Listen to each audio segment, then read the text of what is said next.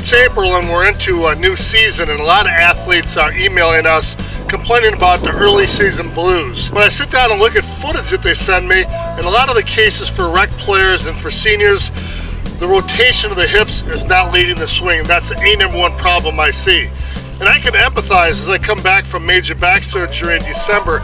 And it's amazing for me, having a really bad back issues of cramping, not being able to rotate for almost 2 years, I found that I totally lost the feel of the swing. When I swung, I would just be buried on the back foot, and I relied a lot more on an linear extension and drive of the hands forward. It's about all I could do to create some kind of a force where I could hit the ball.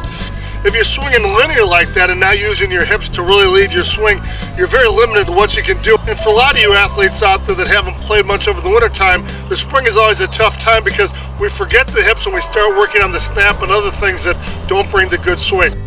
And Scott Kirby is one of the smaller guys in the pro game, yet has been on the Bomber Tour and has one of the greatest swings I've seen.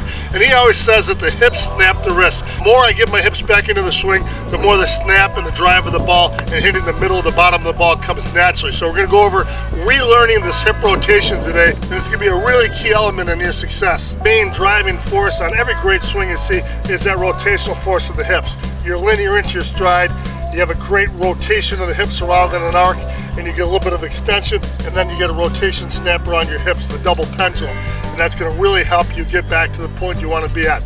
But if the swing breaks down early and your hips are bad, there's no fixing it with any great consistency or power. You just have to go back to square one and try to work on it and get it done as best you can.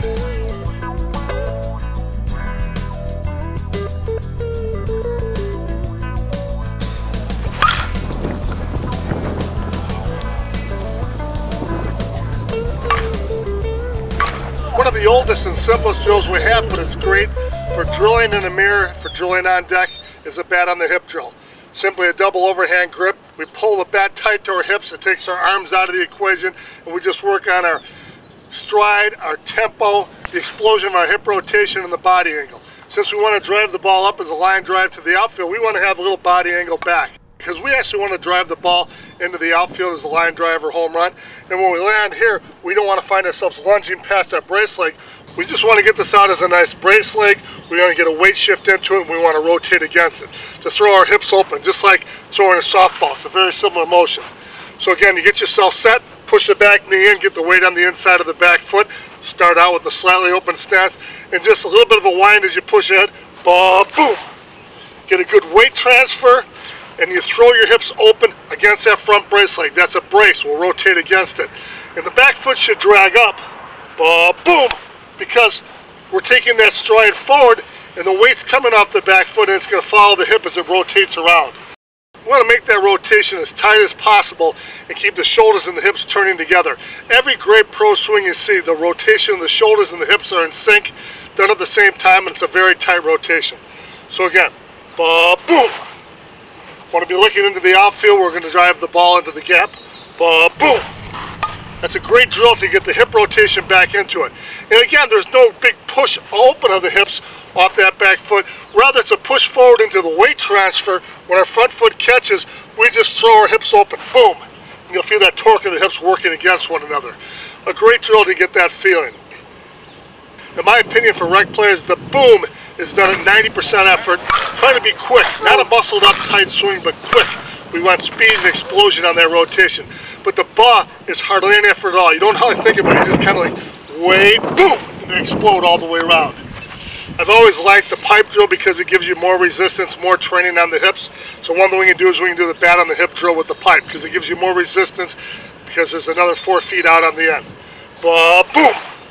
Feel a little bit of resistance there. And then when you start swinging the pipe just in a nice arc with that extension and snap, think just about the hips and see how well you snap it naturally. Boom! Most people that come out for lessons, they're really lacking getting those hips winding and unwinding appropriately and getting that weight transfer. You watch the rec hitters here. What's the biggest bit of advice you'd give to the rec hitters at this camp? I would... Besides swinging a DeMarini bat, of course. Make sure you fire your hips. Everybody here seems to want to get the more distance, more pop, more homers in their game. And that's just going back to the hips. Let's go back to the basics. I've seen you in camp here the last couple of years, and I think this year more than any other year, I've really noticed that you're doing well. You're just killing the ball. Is your hip rotation is so impressive. Is that something that you have improved on a little bit, or is that something that early in the season you just have together a little bit more this year? Well, yeah, it's a little bit of both. Concentrating, I'm really trying to concentrate on my finish, keeping things a bit more compact. And the more compact you are, the greater burst of energy that you have in your hips. Your hips are really everything. So if you lunge, you lose them, and everything kind of falls apart. So it's all about relaxing and doing a little bit versus a lot. We use the terms bob boom for, you know, mid-level rec players, and you know, the buzz, your stride ahead, real nice and easy. You know, when you pop your hips, that's 100%. And when we pop our hips, what I'm trying to say, I guess, is that the hips, the wrists have to pop almost simultaneously. Correct. Otherwise you'd be too late. That's 100% correct. Do you find yourself later? What's the biggest flaw you find as a top-level player? My stride honestly gets me stride and over swinging instead of staying smooth and putting a barrel on it. Instead of 5%, 100%, you find yourself going out to 25%. Correct. What we got rolling here, my man? The Juggernaut, one of our hottest ASA bats ever made. Again, little tweaks to it, 12-inch barrel. Got the dish, the decap in it, aluminum handle, or I mean the composite handle that keeps it in that Juggernaut family that we've had forever. It's silly hot. What do you think of this D-Marini and the Louisville Slugger apparel from Shirts and Logos? I think it's awesome. It's really good looking stuff. Really good looking stuff. The shirts are nice, especially the hats. The hats. And I saw you out on the town last night. You're a man who prides himself in his appearance, aren't you? Yes, yeah. So gotta look good all the time.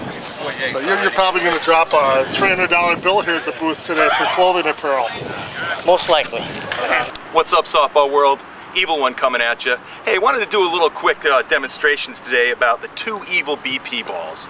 There seemed to be some confusion in the marketplace regarding the Evil BP 52, the two-color yellow and orange ball. This is a 52-core all-temperature ball. This ball can be used in any temperature, no matter how cold it is. You can hit BP with the BP 52 and not damage your bats. It's got a water-resistant cover, two-color cover to show you your spin off the bat. This is the ball you're looking for. The original BP, Evil BP 52 from Evil Sports. What we got going here? Greatness. Hot little mama here. Gotta hold it down for the brown girls. Could I get a 6-foot grandkid out of that combination? Maybe.